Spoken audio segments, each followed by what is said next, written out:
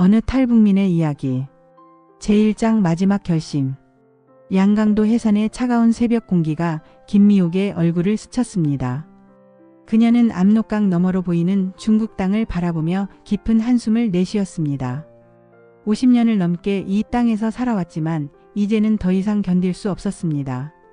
어제도 시장 골목에서 굶주림에 지친 아이들이 쓰러져 있는 것을 보았고, 오늘 아침에도 옆집 할머니가 며칠째 굶어 숨을 거둔 채 발견되었습니다. 김정일이 죽고 김정은이 집권한 후 상황은 더욱 악화되었습니다. 어린 나이에 외국에서 공부하며 자본주의를 경험한 김정은이 오히려 북한 주민들을 더 조이게 만들었습니다. 북한 사람들을 풀어놓으면 자신이 수습할 수 없다는 것을 알았기 때문입니다. 고난의 행군 때보다 더 많은 사람들이 굶어 죽어가고 있었습니다. 미옥은 생계를 위해 고철을 등에 메고 25km를 걸어 중국으로 넘어가는 일을 반복했습니다. 고철 2528kg을 메고 강을 건너 중국에서 쌀 35kg과 바꿔오는 것이었습니다. 하지만 그 귀한 흰쌀도 팔아서 옥수수 가루나 대두박을 사 먹어야 했습니다. 콩에서 기름을 짜고 남은 찌꺼기인 대두박은 원래 짐승이 먹는 것이었지만 그것이 가장 싼 식료품이었습니다. 흰쌀 5kg을 팔면 옥수수 가루나 대두박 78kg을 살 수 있어서 조금이라도 더 배부르게 먹을 수 있었습니다. 그렇게 근근히 버텨가며 살았지만 시장에 나갈 때마다 길가에 쓰러져 있는 사람들을 보게 되었습니다. 굶어서 오늘 죽을지 내일 죽을지 모르는 노인들과 어린이들이 거리에 널브러져 있었습니다. 미옥의 개인적인 비극도 탈북을 결심하게 만든 큰 요인이었습니다. 아들 철수는 몇 년 전 라오스를 거쳐 한국으로 가려다가 붙잡혀 북송되었습니다. 2013년 북한으로 강제 송환된 탈북 청소년 9명 중 1명이었습니다. 9살부터 17살까지의 어린 아이들이었지만 김정은 정권은 이들을 한국에서 납치해간 것이라고 선전했습니다. 아들은 처음에 회산제일중학교에서 공부한다고 했지만 미옥이 면회를 가보니 실상은 달랐습니다. 일중학교라고 하지만 실제로는 창고나 다름없는 곳에 책상과 낡은 물건들을 정돈해 놓고 그곳에서 재우고 공부시키는 것이었습니다. 감시 하에 있어서 탈출할 기회도 없었습니다. 몇 달 후 아들은 평양대학에 보내진다는 명목으로 어디론가 끌려갔습니다. 그 이후로는 면회도 허용되지 않았고 어디에 있는지조차 알 수 없었습니다. 미옥이 아들을 빼돌릴 수 있다고 의심했기 때문에 접촉을 완전히 차단한 것이었습니다.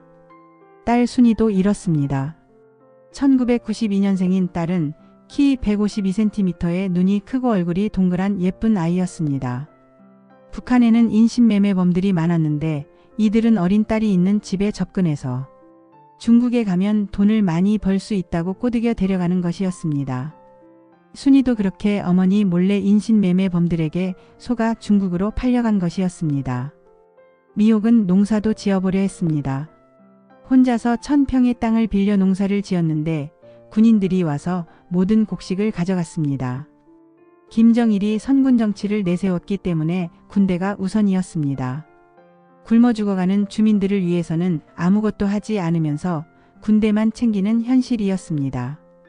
전기가 없어서 옥수수 껍질도 벗기지 못하고 보리도 찍을 수 없었습니다. 밤새 앉아서 절구로 찧어가며 껍데기를 벗겨야 했습니다. 나무도 없어서 땔감 구하기가 힘들었는데 산과 들판의 풀들마저 먼저 베어가는 사람이 임자였습니다.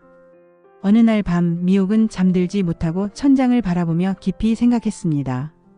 황장엽 같은 북한 최고위층도 한국으로 망명했다면 그가 알고 있는 무언가가 있을 것이라고 판단했습니다. 더 이상 여기서 발전이 없고 나이가 들기 전에 탈출해야겠다는 결심이 순간적으로 머리를 쳤습니다. 자식들을 모두 잃었지만 한국에 가서 돈을 벌면 언젠가는 아들을 데려올 수 있을 것이라는 희망을 가졌습니다. 딸도 중국 어디선가 살고 있다면 찾을 수 있을 것이라고 믿었습니다. 미옥에게는 더 이상 이곳에 머물 이유가 없었습니다. 남동생이 먼저 한국에 가서 보내온 소식도 큰 영향을 미쳤습니다. 처음에는 미국 놈들이 북한 사람들을 죽인다는 선전을 믿고 거부했습니다. 북한에서는 한국에 가면 비밀을 뽑아내고 사람을 없애버린다는 소문이 돌고 있었습니다. 나이 든 사람들은 그런 선전을 믿었지만 젊은 사람들은 의심하기 시작했습니다. 남동생은 계속 설득했습니다. 누나가 생각하는 그런 대한민국이 아니라고, 진짜 사람을 우선으로 하는 나라라고 말했습니다. 자본주의지만 진짜 사회주의보다 더 사회주의적인 나라라고 했습니다. 북한 사람들이 생각하는 좋은 세상은 사회주의밖에 모르니까 한국이 사회주의라고 해야만 납득할 수 있었습니다. 북한 주민들은 배고프면서도 김정은에 대한 자부심을 가지고 살았습니다. 핵무기를 만들어서 세계가 건드리지 못하는 강한 나라를 만들었다는 자부심이었습니다. 먹을 것을 주고 돈을 준다고 해서 장군님께 충성하는 것이 아니라 세계가 만들지 못하는 핵무기를 만든 위대한 장군님이라는 믿음으로 살아가고 있었습니다. 중국에 있던 여동생도 미옥을 설득했습니다.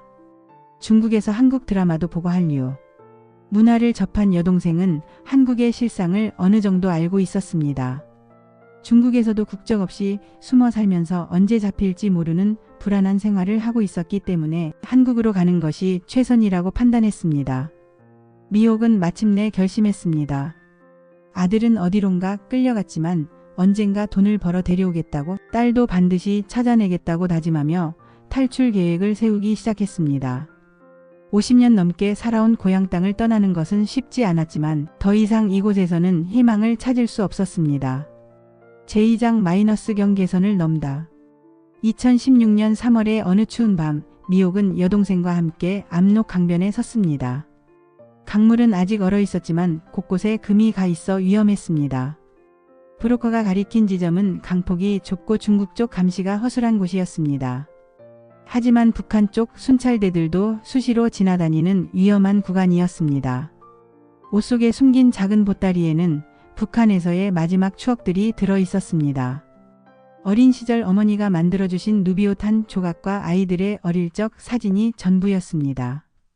무게를 줄이기 위해 모든 것을 버려야 했지만 이것만은 포기할 수 없었습니다. 자식들을 다시 만날 때까지 간직하고 싶은 소중한 것들이었습니다.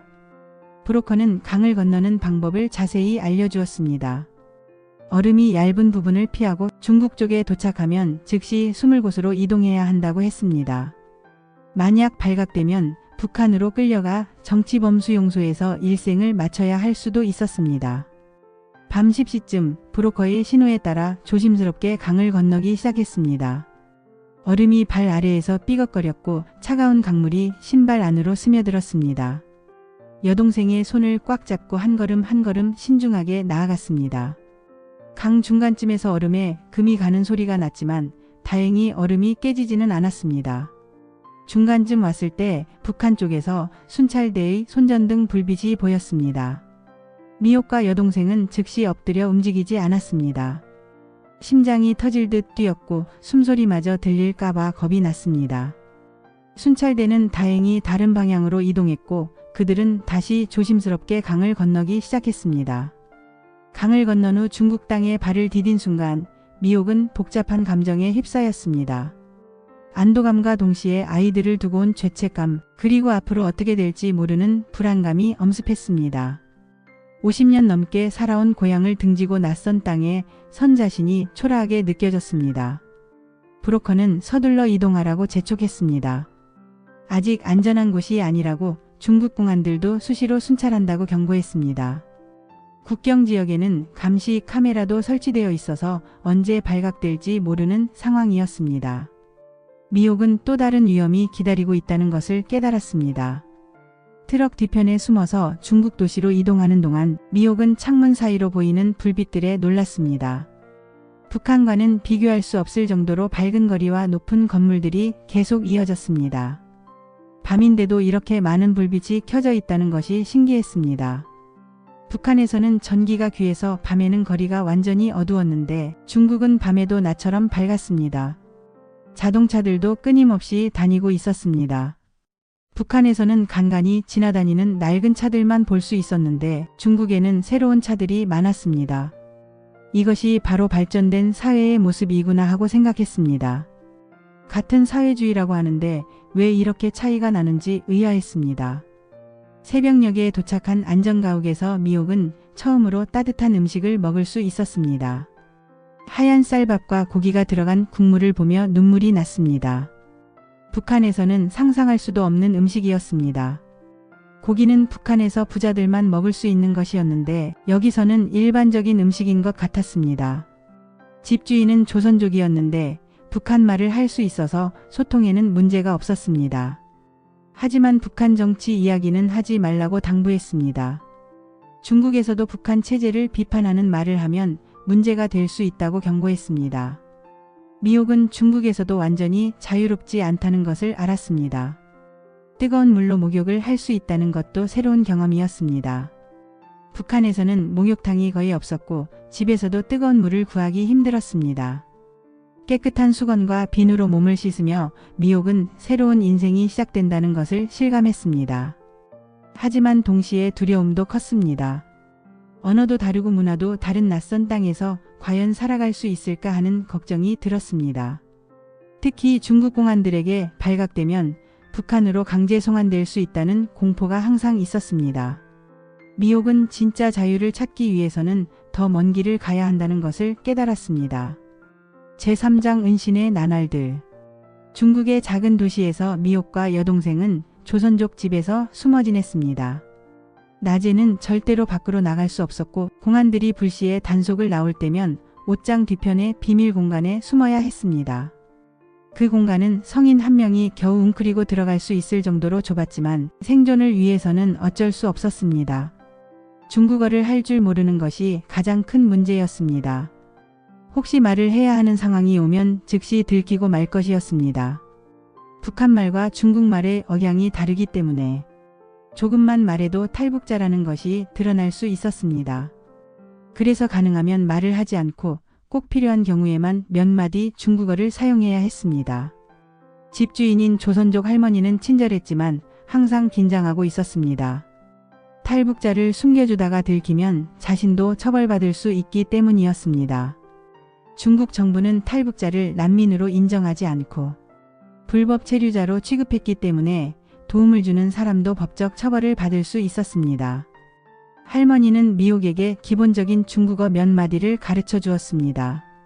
니하오, 셰셰, 부요 같은 간단한 인사말과 거절하는 표현들이었습니다. 또한 위험한 상황에서 어떻게 행동해야 하는지도 알려주었습니다. 공안이 오면 절대 당황하지 말고 소리를 내지 말며 발각되지 않도록 조심해야 한다고 했습니다. 며칠이 지나면서 미옥은 중국 사회의 모습을 조금씩 관찰할 수 있었습니다. 창문 너머로 보이는 거리에는 자동차들이 끊임없이 다녔고 사람들은 자유롭게 다니며 장을 보고 있었습니다. 북한에서는 볼 수 없던 풍경이었습니다. 특히 젊은 사람들이 화려한 옷을 입고 자유롭게 다니는 모습이 인상적이었습니다. 상점들도 북한과는 완전히 달랐습니다. 다양한 물건들이 진열되어 있고 사람들이 자유롭게 들어가서 물건을 고르고 있었습니다. 북한에서는 배급제였기 때문에 이런 풍경을 볼 수 없었습니다. 심지어 밤에도 많은 상점들이 문을 열고 있어서 24시간 언제든지 필요한 것을 살 수 있는 것 같았습니다. 텔레비전에서 나오는 중국 드라마도 새로운 경험이었습니다. 북한에서는 오직 북한 드라마만 볼 수 있었는데 중국 드라마는 내용도 다양하고 화면도 깨끗했습니다. 사람들의 생활 수준도 북한보다 훨씬 높아 보였습니다. 집안에 각종 전자제품들이 있고 음식도 풍부했습니다. 하지만 한국 드라마는 볼 수 없었습니다. 집주인 할머니는 한국 드라마를 보다가 들키면 문제가 될 수 있다고 경고했습니다. 중국에서도 한국 문화에 대해서는 조심해야 한다고 했습니다. 미옥은 한국이 어떤 나라인지 더욱 궁금해졌습니다. 어느 날 밤 공안들의 단속이 있었습니다. 집주인 할머니가 급하게 미옥 자매를 숨겼고 공안들은 집안을 샅샅이 뒤졌습니다. 옷장 뒤 좁은 공간에서 숨을 죽이며 기다리는 시간은 영원처럼 느껴졌습니다. 들키면 북한으로 강제 송환될 것이고 그렇게 되면 정치범수용소에서 일생을 마쳐야 할지도 몰랐습니다. 미옥은 숨어 있으면서 북한에서의 생활을 떠올렸습니다. 거기서도 항상 감시를 받으며 살았지만 적어도 자신의 나라였습니다. 하지만 지금은 불법 체류자로서 언제 쫓겨날지 모르는 처지였습니다. 자유를 찾기 위해 떠나온 길이지만 아직도 진정한 자유는 멀게 느껴졌습니다. 공안들이 수상한 것을 찾지 못하고 돌아간 후에도 한동안 집안은 긴장감으로 가득했습니다. 할머니는 이제 더 이상 위험을 감수할 수 없다며 빨리 다른 곳으로 이동하라고 재촉했습니다. 미옥은 중국에서도 안전하지 않다는 현실을 절감했습니다. 그날 밤 미옥은 잠을 이룰 수 없었습니다. 북한에서의 감시와 탄압에서 벗어났다고 생각했는데 여기서도 또 다른 형태의 두려움을 겪고 있었습니다.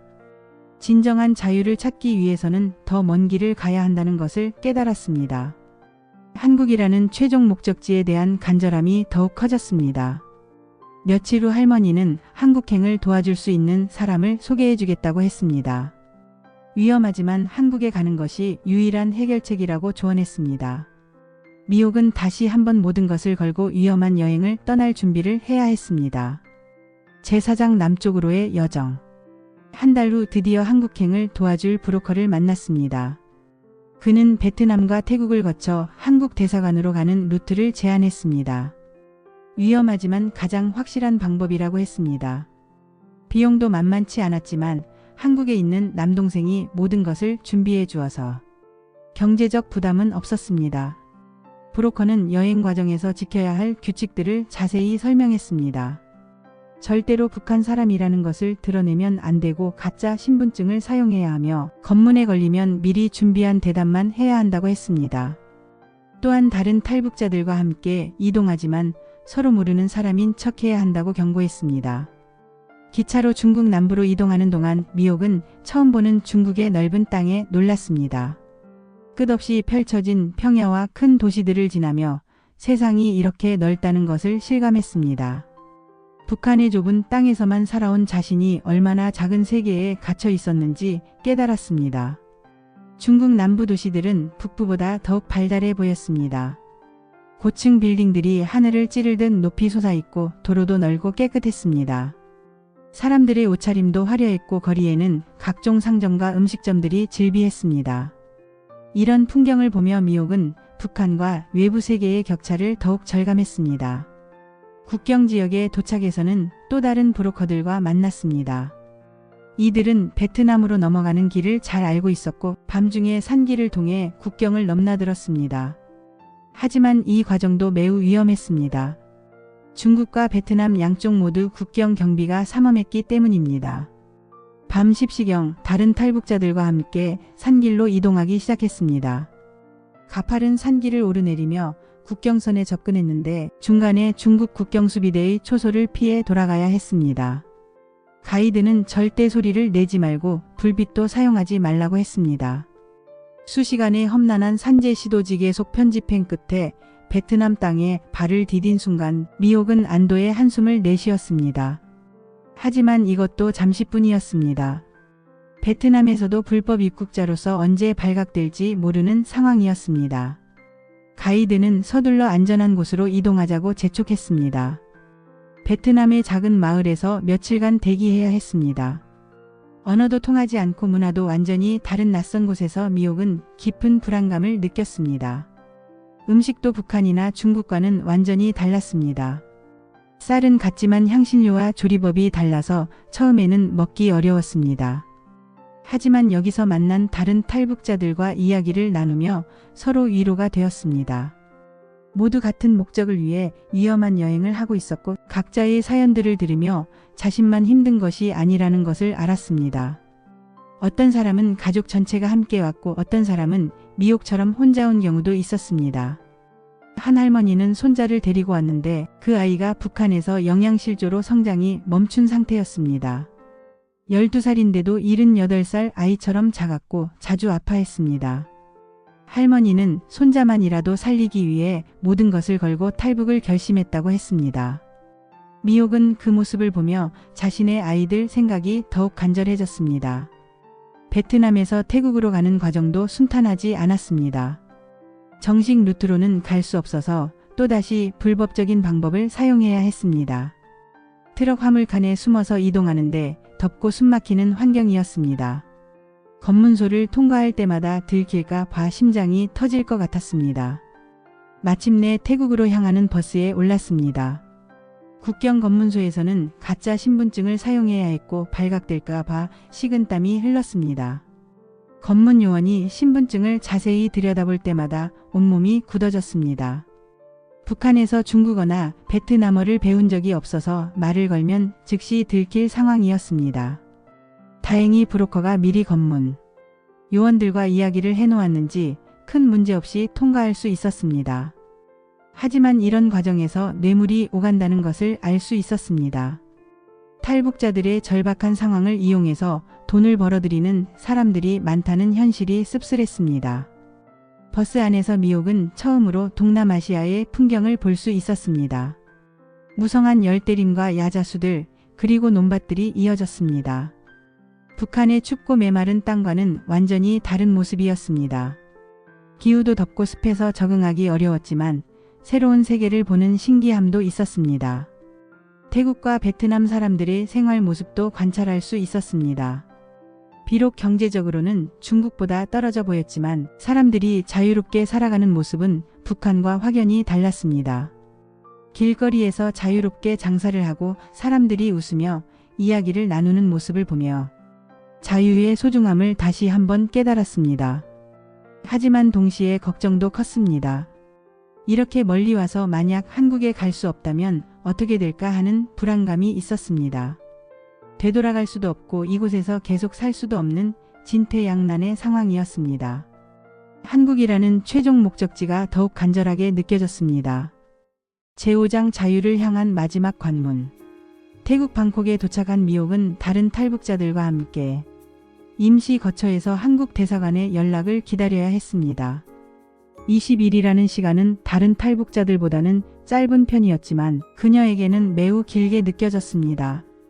매일 아침 일어날 때마다 정말 한국에 갈 수 있을까 하는 의구심과 기대감이 교차했습니다.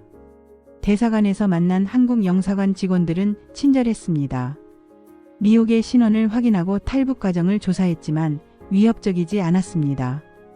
오히려 북한에서 겪은 어려움에 대해 공감해 주었고 한국에 가서 새로운 삶을 시작할 수 있을 것이라고 격려해 주었습니다. 북한에서 들었던 남조선 사람들이 무서운 사람들이라는 선전과는 완전히 달랐습니다. 신원 확인 과정에서 미옥은 북한에서의 삶에 대해 자세히 이야기해야 했습니다. 세법비서로 일했던 경험, 군수공장에서 근무했던 일, 그리고 자식들을 잃고 탈북하게 된 경위까지 모든 것을 솔직하게 털어놓았습니다. 처음에는 이런 이야기들이 문제가 될까봐 걱정했지만 직원들은 이해하며 들어주었습니다. 한국어 간단한 교육도 받았습니다. 북한말과 남한말의 차이점을 설명해주고 한국에서 많이 사용하는 표현들을 가르쳐 주었습니다. 감사합니다. 죄송합니다. 안녕하세요 같은 기본적인 인사말부터 화장실이 어디예요? 병원에 가고 싶어요 같은 필수 표현들까지 익혔습니다.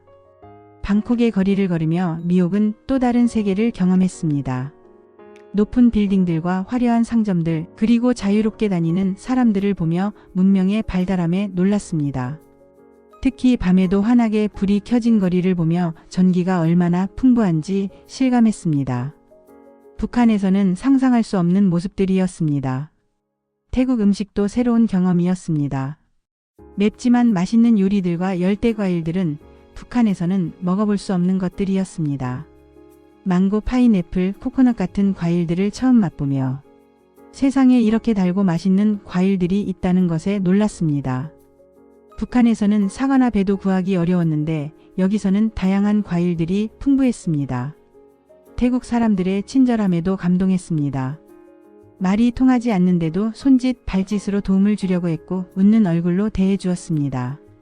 북한에서는 늘 긴장하고 경계하며 살았는데 여기서는 사람들이 여유롭고 친근했습니다. 이런 모습을 보며 자유로운 사회가 사람들을 어떻게 변화시키는지 알 수 있었습니다. 불교 사원들도 인상 깊었습니다.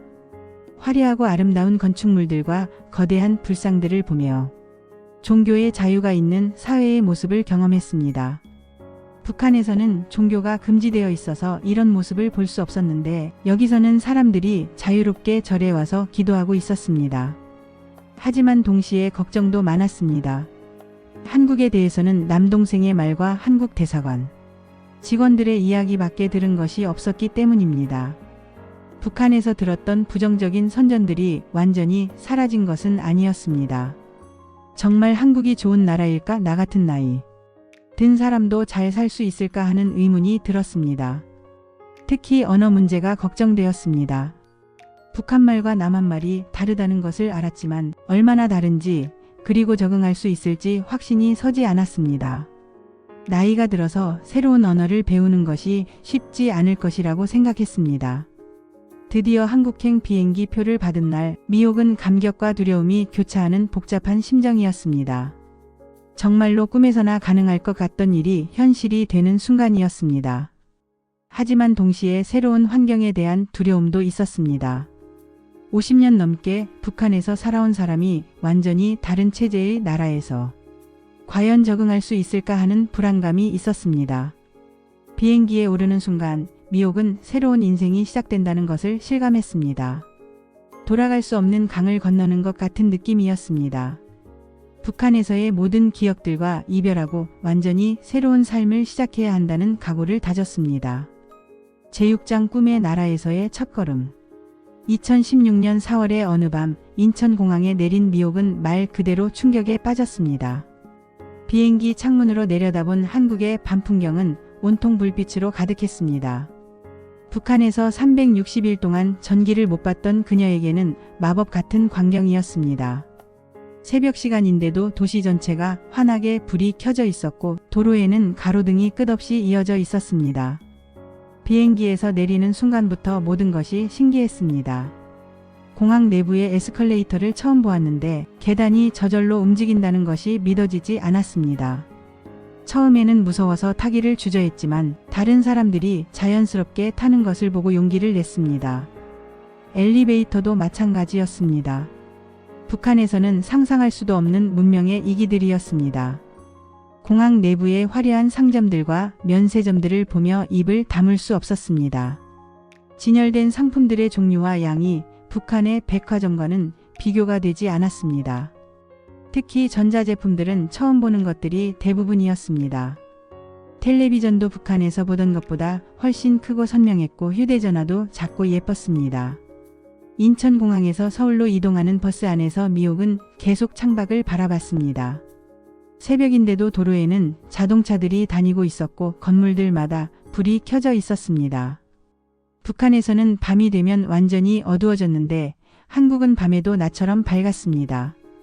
전기가 얼마나 풍부하면 이렇게 쓸 수 있을까 하는 생각이 들었습니다. 국정원에 도착해서 조사를 받는 과정은 생각보다 부드러웠습니다. 담당자는 미혹이 북한에서 세법비서와 군수공장 근무 경험에 대해 질문했지만 위협적이지 않았습니다. 오히려 북한에서 겪은 어려움에 대해 이해하며 들어주었습니다. 미혹이 한국에 오면 비밀을 뽑아내고 죽인다는 말을 꺼내자 담당자는 웃으면서 그런 일은 절대 없다고 안심시켜 주었습니다.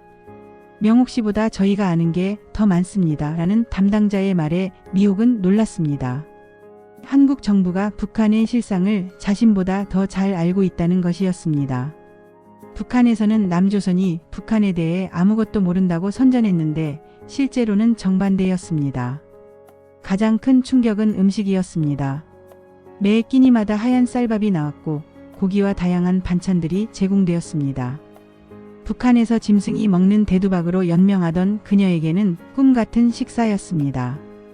아침에는 고기를 주고 점심에는 다른 반찬을, 저녁에는 또 다른 음식을 주었습니다. 빵도 주고 과일도 주었는데 이런 대접을 받아본 적이 없었습니다. 처음에는 배가 받아들이지 못해서 조금씩 먹어야 했습니다. 갑자기 좋은 음식을 많이 먹으니까 속에서 거부 반응이 일어났습니다. 하지만 며칠 지나니까 적응이 되었고 음식이 얼마나 맛있는지 깨달았습니다. 특히 흰쌀밥의 맛은 잊을 수 없었습니다. 윤기가 흐르고 찰기가 있는 쌀밥은 북한에서는 상상할 수 없는 것이었습니다. 음식물 쓰레기통을 보고 미혹은 더욱 놀랐습니다. 북한에서 군인들이 밤새 뒤져서 먹던 그런 음식들이 그냥 버려지고 있었습니다. 담당자에게 이 음식들을 어디에 버리느냐고 물어보니 소나 돼지도 안 먹인다고 했습니다. 짐승들은 더 좋은 사료를 먹는다는 말에 한국의 풍요로움을 다시 한번 실감했습니다. 국정원에서 견학으로 간 수족관에서 미옥은 복잡한 심경이었습니다.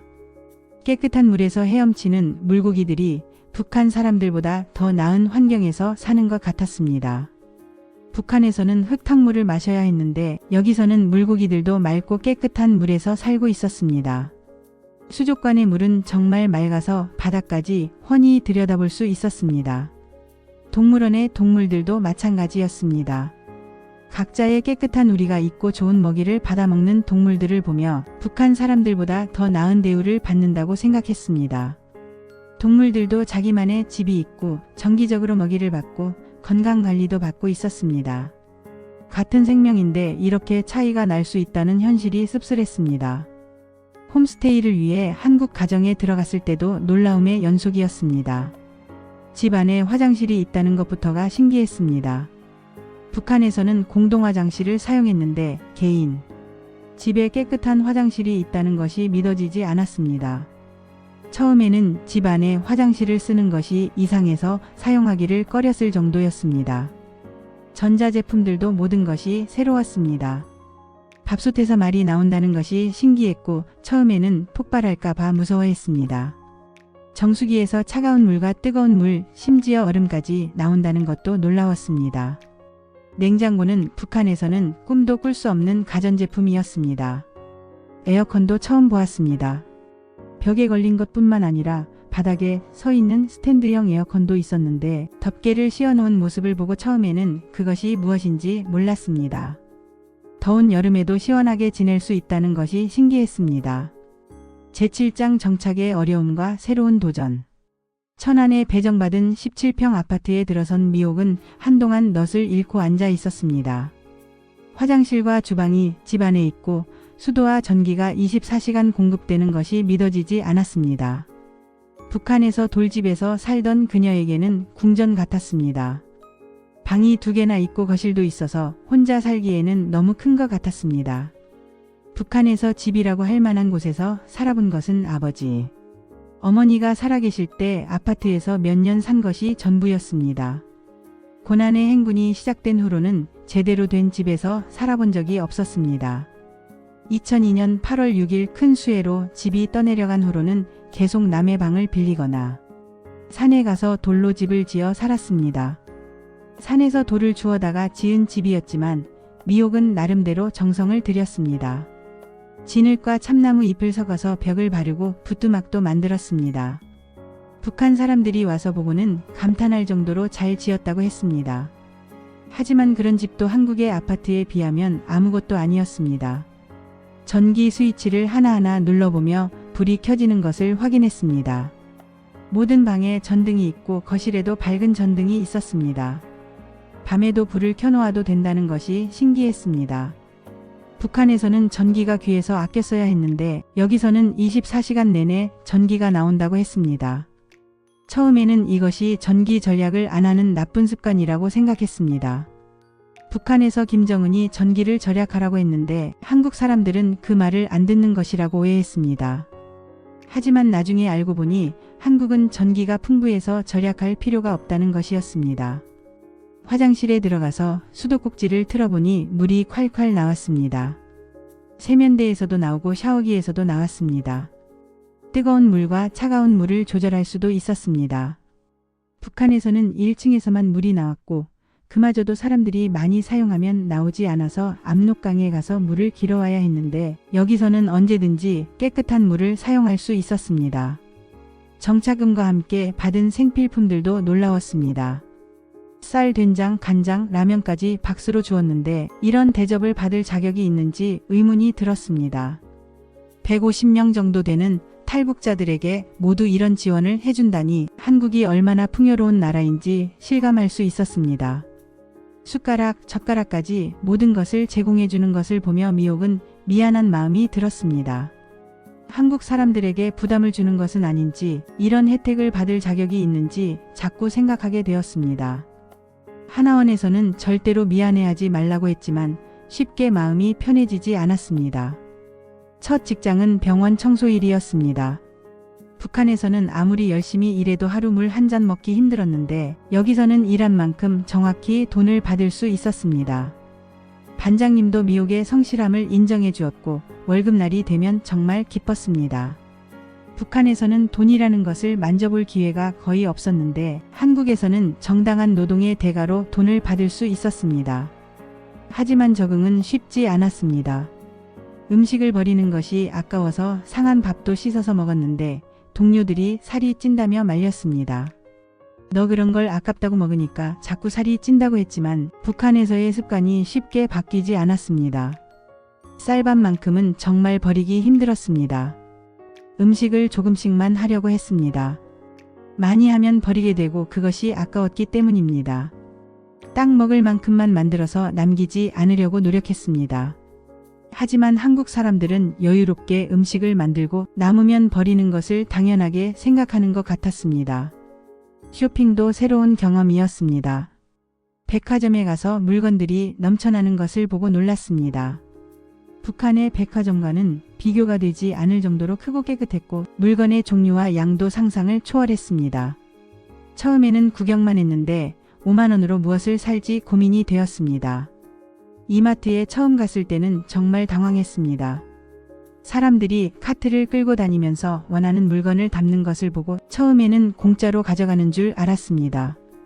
북한에서 배운 공산주의는 모든 것을 공짜로 나눠제 시도지게 속 편집 먹는 것이라고 생각했기 때문입니다.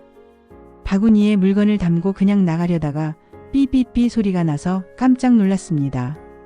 북한 같으면 도둑이라고 큰일 날 상황이었는데 직원이 친절하게 계산대로 안내해주며 계산하는 방법을 알려주었습니다. 한국 사람들의 친절함에 놀랐습니다. 북한에서는 남조선 사람들이 거칠고 사람을 함부로 대한다고 선전했는데 실제로는 정반대였습니다. 버스를 타거나 길을 걸어도 사람들이 친절했고 모르는 것을 물어보면 자세히 알려주었습니다. 그런데 길 찾기가 정말 어려웠습니다. 북한에서는 평양이 제일 잘 사는 곳이고 지방은 못 사는 곳으로 확실히 구분되어 있었는데 한국은 어디를 가도 다 비슷하게 발전되어 있어서 자꾸 헷갈렸습니다. 서울도 인천 같고 인천도 울산 같아서 어디가 어딘지 구분이 안 되었습니다. 북한에 있는 가족들 생각이 자주 났습니다.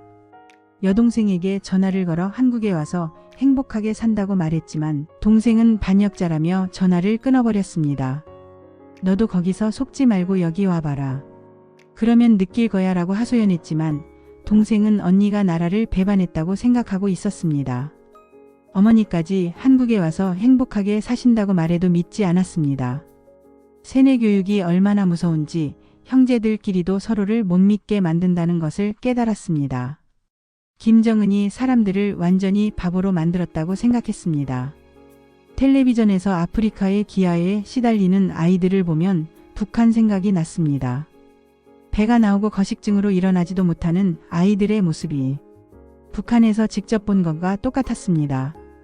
햇빛에 타서 피부가 다 벗겨지고 뼈만 남은 모습들을 북한에서도 봤기 때문입니다. 북한 생각을 하면 할수록 마음이 아팠습니다.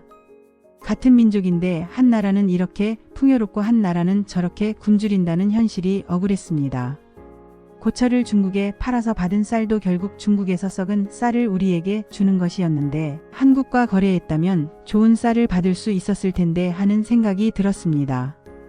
김정은은 국민들이 굶어 죽어가는데도 핵무기 개발에만 신경 쓰고 있었습니다.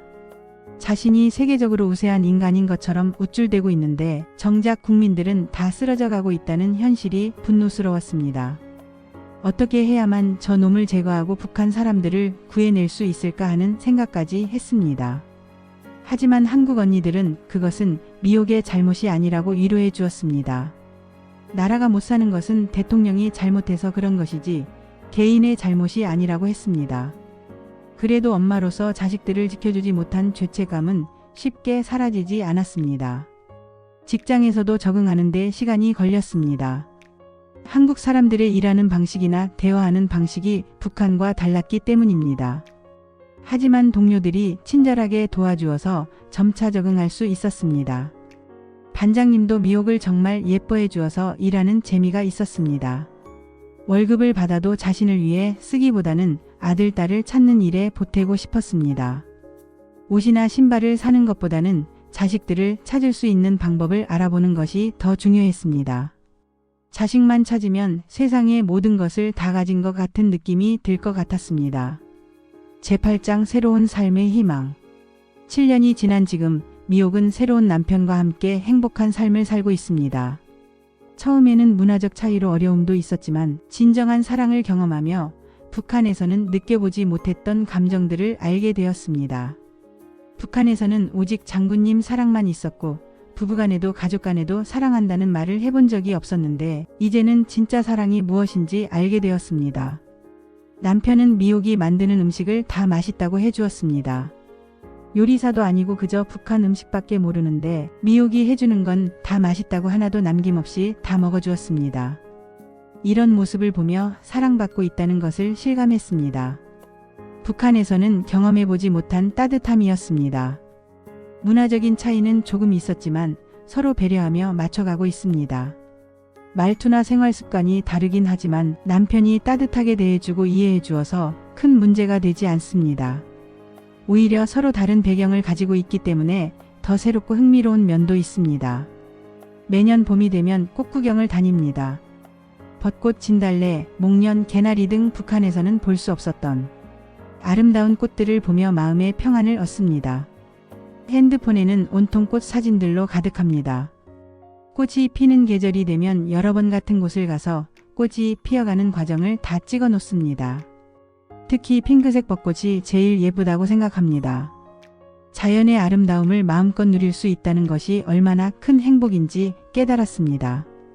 북한에서는 산에 나무도 없고 꽃 구경을 할 여유도 없었는데 한국에서는 계절마다 다른 꽃들을 보며 감성을 느낄 수 있습니다. 8년 동안 어느 해도 빼놓지 않고 꽃이 피는 철이면 꽃 구경을 다녔습니다. 바다도 처음 보았습니다. 양강도는 바다가 없는 내륙 지역이라 바다를 본 적이 없었는데 한국에 와서 처음으로 바다를 보았습니다. 넓고 푸른 바다를 보면 마음이 탁 트이는 느낌을 받습니다. 답답했던 마음이 바다의 넓음 앞에서 다 풀리는 것 같습니다. 동해와 남해를 모두 다녀보며 한국의 아름다운 자연을 만끽했습니다. DMZ 통일 전망대에도 갔습니다. 판문점은 탈북민들이 들어갈 수 없어서 가지 못했지만 전망대에서 망원경으로 북한 땅을 바라보며 복잡한 심정이었습니다. 불과 얼마 전까지 살았던 땅이 저렇게 가까이 있는데 갈 수 없다는 현실이 안타까웠습니다. 북한 군인들이 오가는 모습도 볼 수 있었는데 얼마나 힘들게 살고 있을지 마음이 아팠습니다. 그렇게 깊지도 않고 넓지도 않은 땅덩어리 한 개를 두고도 서로 가볼 수 없고 이렇게 대치하고 있다는 것이 가슴 아픈 현실입니다. 언젠가는 통일이 되어서 자유롭게 오갈 수 있는 날이 올 것이라고 믿지만 그날이 언제일지는 알 수 없습니다. 전국 방방곳곳을 돌아다니면서 한국의 아름다운 곳들을 많이 봤습니다. 인천공항에서 처음 한국에 왔을 때 도로를 보며 나중에는 꼭 대한민국 방방곳곳을 돌아다니겠다고 생각했는데 그 소원을 이룰 수 있었습니다. 어디를 가든지 도로가 잘 되어 있고 깨끗하고 아름다웠습니다. 한국에서 가장 행복한 것은 자유롭게 살 수 있다는 것입니다. 먹고 싶은 것을 사다가 요리해서 먹을 수 있고 가고 싶은 곳에 마음대로 갈 수 있고 하고 싶은 일을 할 수 있습니다. 북한에서는 항상 눈치를 보며 살았는데 여기서는 그런 걱정이 없습니다. 일하면 일한 만큼 돈을 받을 수 있다는 것도 큰 행복입니다. 북한에서는 아무리 열심히 일해도 하루 끼니도 해결하기 어려웠는데 한국에서는 부지런하게 일하면 잘 살 수 있는 나라입니다. 정당한 노동의 대가를 받을 수 있다는 것이 얼마나 소중한지 매일 느낍니다. 전기, 물, 쌀이 풍부한 이 나라에서 살 수 있다는 것 자체가 감사합니다. 북한에서 360일 동안 전기를 못 보고 살았던 사람에게는 24시간 전기가 나오는 것이 기적 같습니다. 깨끗한 물을 언제든지 마실 수 있고 하얀 쌀밥을 매일 먹을 수 있다는 것도 꿈만 같습니다. 가장 큰 바람은 여전히 잃어버린 자식들을 찾는 것입니다. 아들 철수는 북한 어딘가에 있을 것이고 딸 순이는 중국 어딘가에서 살고 있을 것입니다. 1992년생인 순이는 이제 30대 초반이 되었을 텐데 어떻게 살고 있는지, 건강한지, 결혼은 했는지 궁금합니다. 그저 사람만 있어 달라, 사람만 있으면 언젠가는 만날 날이 있으니까라고 항상 마음속으로 기도하고 있습니다. 어디에 있든 살아있기만 하다면 언젠가는 다시 만날 수 있을 것이라고 믿습니다. 한국에서 돈을 벌어 그들을 찾아내고 함께 행복하게 살고 싶습니다.